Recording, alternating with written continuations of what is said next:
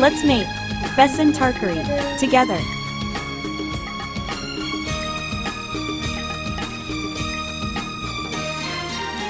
पतुआ पालिकी साथी धरी डाकुची